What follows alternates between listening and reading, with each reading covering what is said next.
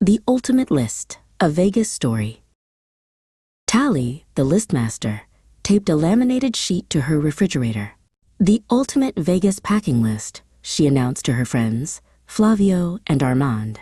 Flavio was already bouncing off the walls. Armand was busy trying on his 7th pair of sunglasses.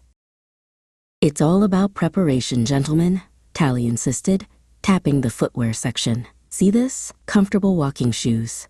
#1 priority." Armand scoffed, holding up a pair of pristine, white designer loafers. "My feet are too sophisticated for sensible rubber." 2,000 miles later, the desert heat hit them like a warm, thick blanket. Tally immediately slathered on sunscreen. "Protection is paramount," she called out, offering the tube.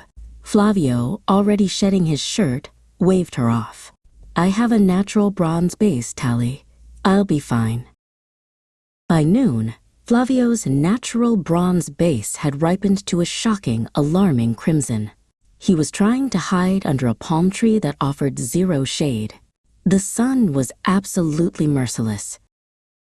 Tally handed Armand a bottle of aloe vera. Rule number 2 on the list, sunscreen, applied often. Armand took the bottle, wincing. "It's not just the sun, Tally," he whispered, gesturing down at his feet, which were throbbing from the designer loafers. "My shoes are murdering me." "We have to keep moving," Flavio hissed, still glowing with a painful red hue. They had a dinner reservation across the strip.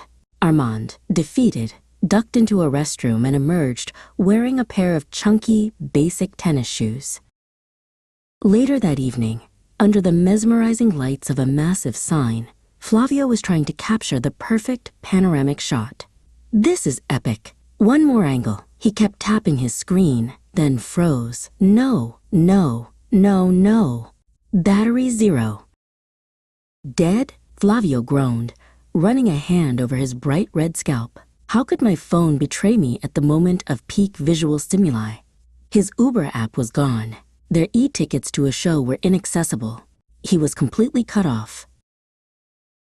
Armand, who'd been documenting his shoe shame on social media, checked his own battery. "Mine's at 2% too. This is exactly why I told you we didn't need a portable charger, Tally. It's just more weight." Tally simply plugged her portable charger into both their phones. "The list, gentlemen," Tally said, smiling. "Rule number 3. A portable charger is not weight, it's freedom." As their phones sprang back to life, Flavio and Armand looked at each other and laughed, a sound of relieved, sunburnt, and well-shot appreciation.